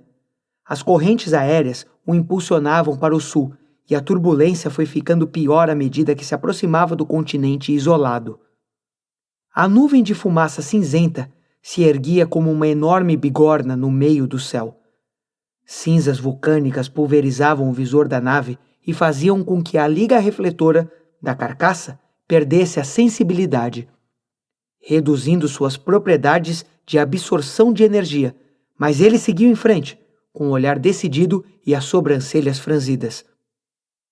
Lá de cima, Zor-El examinava o terreno cheio de matizes, com rochas negras recém-formadas pela lava resfriada e manchas amarelas e marrons, que eram indício de componentes sulfurosos patentes. Enquanto circundava a cratera agora desativada, ficou estupefato ao notar a extensão da destruição. A erupção titânica havia derrubado um número incontável de árvores, achatando-as como se fossem palha por quilômetros. O impacto ecológico era incalculável. Quantas criaturas haviam ficado extintas em tão poucos dias? E quantas mais morreriam nos meses e anos vindouros em um continente tão devastado? Só as formas de vidas mais resistentes teriam como sobreviver. Zor-El havia recolhido as asas da aeronave e aterrissado em um pequeno pedaço de terra fora da área onde a lava circulava. A língua de fogo continuava a ferver sob as crostas do terreno, escorrendo como se fosse um pudim extremamente quente. Sempre que o magma encontrava poças de água estagnada, nuvens de vapor subiam para o céu como a fumaça de um foguete. Extasiado com o caos à sua volta, Zor-El saiu da nave e pegou a mochila e o equipamento. O ar que batia em seu rosto era quente como o de um forno. Cada vez que respirava, a boca ficava seca e os pulmões pareciam ressecar. A Lura, contudo, o havia preparado para essa possibilidade. Em Argus City, com seu vasto conhecimento de botânica e estufas cheias de espécies exóticas, ela pegou um broto selado de uma flor, polpudo, delicado e úmido, do tamanho de uma mão estendida. Ela o explicara o que fazer com aquilo e agora, em silêncio, ele a agradecia. Antes de começar a caminhada pelo terreno vulcânico, ele tirou o broto da mochila. Assim que afagou as sépalas apertadas na base da haste quebrada, as pétalas polpudas se abriram para formar um cálice delicado e protetor, grande o bastante para cobrir a metade inferior do seu rosto. Zor-El colocou as pétalas com firmeza sobre a boca e o nariz, onde grudavam suavemente. Depois tentou respirar. Ele mal podia sentir o perfume da flor, mas o ar que inalava era doce e fresco, filtrado pela haste e pela membrana ativa das pétalas. Zor-El em seguida respirou mais uma vez e deu-se por satisfeito. Caminhou sobre pedras afiadas, ainda quentes. O som à sua volta era um bramido ao fundo. Um borrifar brilhante de lava fluiu como sangue derramado contra o cenário enegrecido. Quando alcançou a margem do rio fundido, Zor-El encarou a fúria da natureza por algum tempo e depois se pôs a trabalhar. O cientista abriu a mochila e dela retirou a estimada ferramenta que havia inventado. Um peixe-diamante, meio vivo e meio máquina. Ele tinha a forma de um poderoso nadador, cujas escamas eram feitas do mais puro diamante para proteger o delicado circuito interno, e cujo corpo funcionava tanto à base de uma rede de circuitos quanto de nervos biológicos. O peixe-diamante se contraía em sua mão enquanto ele o ativava. Quando voltava os olhos facetados na sua direção, ele encarava a criatura dispositivo cara a cara. Diga-me o que tem lá embaixo. Ele acionou um pequeno gerador de campo de força, outra de suas invenções, que projetava uma capa protetora em torno do animal mecânico. Nade bem fundo, até onde for capaz de ir. Ele lançou delicadamente o peixe-diamante no ar. Ele se contraiu e se retorceu enquanto mergulhava na corrente quente e púrpura. Como se estivesse brincando, o peixe-diamante chafurdou na rocha fundida e depois submergiu. Zor-El tirou uma tela de contato da mochila e a ativou. Captando o sinal da criatura dispositivo, ele monitorava o peixe-diamante à medida que mergulhava cada vez mais fundo. O bicho provava o magma. Fazia com que os componentes químicos passassem por analisadores integrados e seguia as intensas correntes térmicas que desciam. Enquanto Zor-El olhava em volta para aquele cenário árido e estéril, podia sentir o chão tremendo sob os pés. As contínuas leituras do peixe-diamante eram indícios alarmantes de que havia pressões crescentes no núcleo do planeta. Ele não podia saber ao certo o que isso significava. Zor-El suspeitava que algum inexplicável deslocamento radioativo estivesse ocorrendo bem abaixo da crosta. Os elementos estavam se transformando, criando estranhas instabilidades minerais. Mas como? Ele tinha que saber. Com outra sublevação convulsiva da crosta, o rio de lava se agitou. O nível do magma caiu, para depois borbulhar novamente em outra explosão. Ele ficou espantado quando a rocha fundida mudou de cor abruptamente, como se um tonel de tintura tivesse sido derramado. Em vez dos intensos laranja e púrpura, apareceu uma golfada de um novo componente mineral, um verde esmeralda brilhante, se infiltrando no meio do fluxo como se fosse uma mancha se espalhando. Zor-El nunca tinha visto nada como aquilo, até que as correntes térmicas engoliram o verde e a lava voltou a correr vermelha. O zeloso peixe-diamante nadava cada vez mais fundo, a temperaturas cada vez mais altas. Na tela de contato de Zor-El, as leituras estavam ficando ainda mais insignificantes. A situação no manto era pior do que ele havia temido. Até que, de repente, com um flash de estática, o sinal desapareceu. O peixe-diamante havia sido programado para continuar seguindo até que o calor intenso o destruísse. Ele lamentou por um instante a perda da pequena e corajosa criatura dispositivo, mas ela havia lhe servido bem. Mais importante, o dispositivo lhe dera informações vitais, porém desconcertantes. Algo inimaginavelmente poderoso e inexplicável estava mudando bem abaixo dos seus pés. A grande pergunta era determinar se aquilo era uma curiosidade fascinante ou um desastre planetário iminente. Zor-El começou a fazer planos que tinham como intuito levar para lá equipes muito maiores, trazendo equipamento pesado. Era mais do que provável ter de incluir seu irmão naquele esforço, caso a escala fosse tão grande quanto imaginava. Embora Zor-El fosse mais astrônomo do que geólogo, mais teórico do que engenheiro, seu discernimento das coisas seria vital. Mesmo fazendo uma análise preliminar dos dados, Zor-El acreditava que o problema era grande demais para ser ignorado. Ele respirou através da máscara floral em seu rosto, enquanto fumarolas e geysers continuavam a sibilar em volta, nublando sua visão.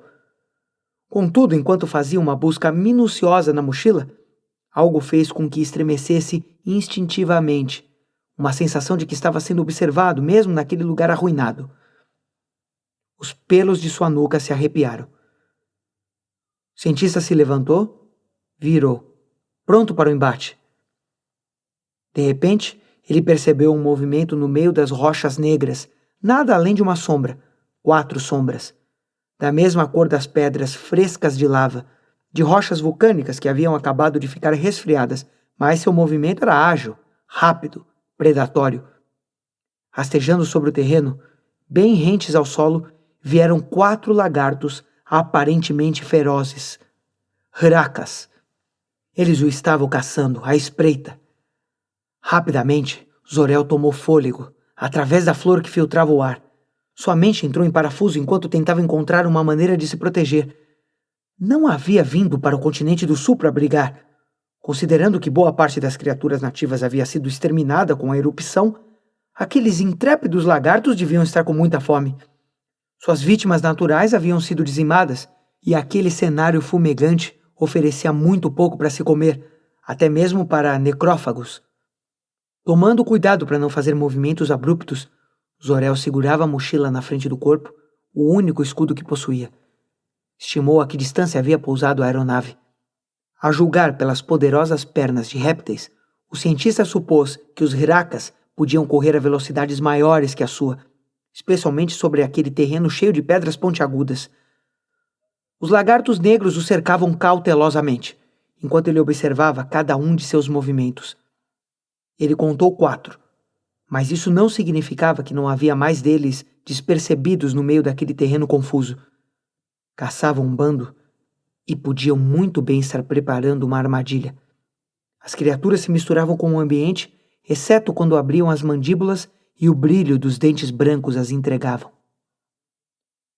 Pelo fato de a crosta negra e lisa ter por vezes a espessura de uma casca de ovo, Zor-El tomava cuidado em pegar o melhor caminho para chegar à margem do fluxo de lava.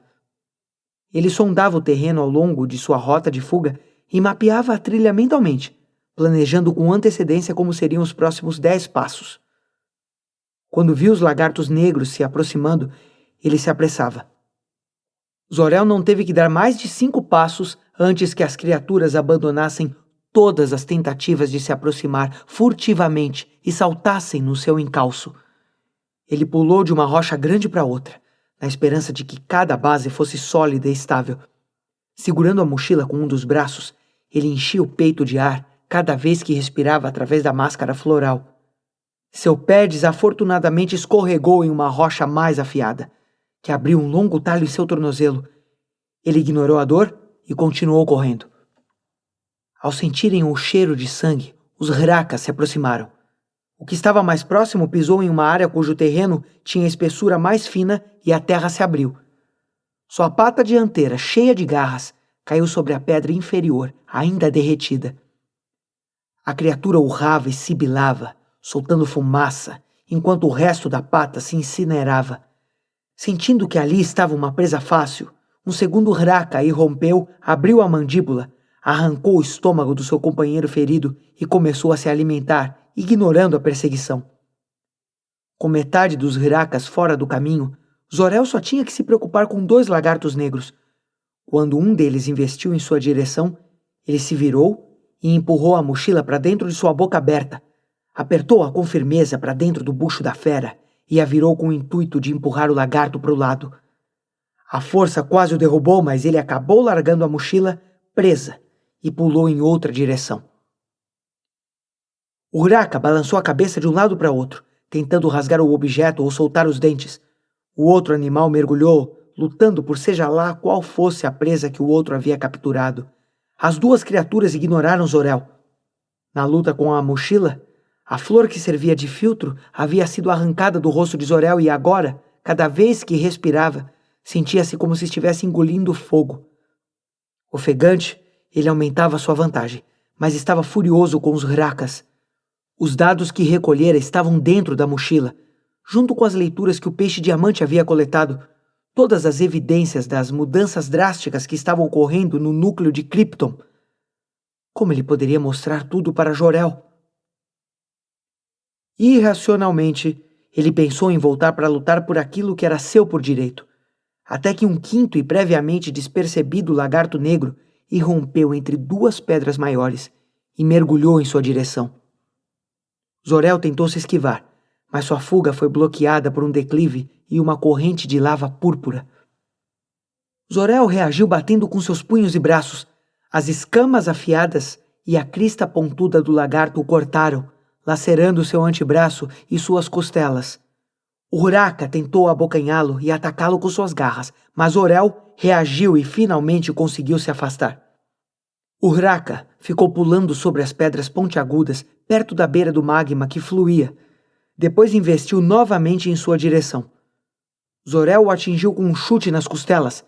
Desequilibrado, o lagarto lutava para alcançá-lo naquele terreno que tremia, onde o vapor e a fumaça sulfurosa borbulhavam. Assim que o bicho conseguiu se enroscar para saltar novamente, as rochas abaixo desmoronaram e abriu-se o leito do rio fundido. O Uraka lutou para tentar encontrar um ponto de apoio enquanto deslizava na direção da lava, onde foi incinerado vivo. De algum modo, Zor-El conseguiu manter o equilíbrio. Antes que pudesse inalar o ar ressequido para dar um suspiro de alívio, a contínua turbulência da erupção lançou um jato de pedra líquida no ar. Instintivamente, ele ergueu o braço, que sangrava para se proteger, e glóbulos de lava salpicaram suas costelas e antebraço, como se fossem uma chuva de pequenos ferretes. Gritando de dor, ele saiu cambaleando. As gotículas de pedra em brasa continuaram queimando sua pele cada vez mais fundo. O cientista sentia náuseas por causa do cheiro de carne e cabelos queimados. Com a outra mão ele segurava o braço e o peito, mas o calor havia cauterizado os ferimentos. Sufocado pelas oscilações de dor, não tinha como mensurar a gravidade dos ferimentos. Com grande determinação, Zor-El conseguiu rechaçar a agonia. Afinal, tinha uma missão maior agora. Tinha que sobreviver. Precisava voltar para Argo City por conta do que havia descoberto. Tinha que encontrar o irmão. No pior dos casos, o destino do planeta poderia estar em suas mãos. Embora cada lufada de ar inalada queimasse sua boca e ele mal pudesse enxergar, Zor-El conseguiu, de algum modo, voltar para o terreno onde havia pousado a espaçonave prateada. Ofegante e estremecido, porém estranhamente animado por causa das endorfinas que circulavam pelo corpo, conseguiu alcançar a cabine de pilotagem. Recusava-se a desmaiar. Zor-El acionou o mecanismo de levitação, estendeu os painéis das asas cobertos de cinzas em uma tentativa de absorver mais energia solar e, finalmente, decolou no meio das fustigantes correntes térmicas. Enquanto a nave se afastava do continente sul, cada vez para mais longe do duro e perigoso campo de lava, ele avistou um brilho intenso de verde esmeralda, uma nova forma de lava mineral que borbulhava das profundezas de Krypton. Capítulo 6. Muito embora ele visse o mundo em termos de matemática e ciência, a beleza natural de Kandor deixava Jor-El sem fôlego. Com seus templos para Hal, as pirâmides cintilantes e o grande zigurante do Conselho, a capital de Krypton era um pináculo da civilização. Alguns prédios exóticos haviam se erguido a partir de cristais ativos.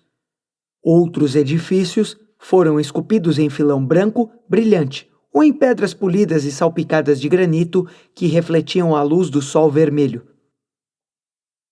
Bem cedo naquela manhã, Jor-El havia deixado a propriedade na sua plataforma voadora particular, uma balsa aberta e flutuante que deslizava suavemente apenas 2 metros acima da relva púrpura e marrom da vasta campina de Nijon. Ele estava de pé, relaxado, no pedestal de controle, segurando o acelerador e as alavancas de direção, olhando em frente na direção da metrópole que se aproximava. Mais atrás, rebocava uma nave cargueira, grande o suficiente para levar a estrutura prateada da Zona Fantasma em forma de anel e seu painel de controle de cristal. Quando chegou a Kandor, ele entregou sua invenção para as forças de segurança da cidade, que eram conhecidas como Guarda Safira por causa das armaduras azul escuras. Jor-El lhes deu a Zona Fantasma e o terminal de controle para que fossem processados e entregues à comissão para aceitação da tecnologia. Os guardas o conheciam e o encararam estupefatos, como se fosse uma grande celebridade. Jor-El mal notou. A reverência que todos tinham por suas proezas anteriores, no entanto, fez com que prestassem bastante atenção quando ele os alertou para que tratassem o portal flutuante com o máximo de cuidado. Ele deixou a estranheza emoldurada com o grupo para que o salvaguardassem até que o cientista pudesse fazer um relatório para o comissário Zod. Por conta da sua imaginação sem fronteiras, Jor-El já havia feito isso muitas vezes antes, sempre otimista em relação às perspectivas de mais uma inovação. Esperamos que você tenha gostado desta prévia. Para continuar ouvindo este audiolivro no Google Play Livros, use o link na descrição do vídeo.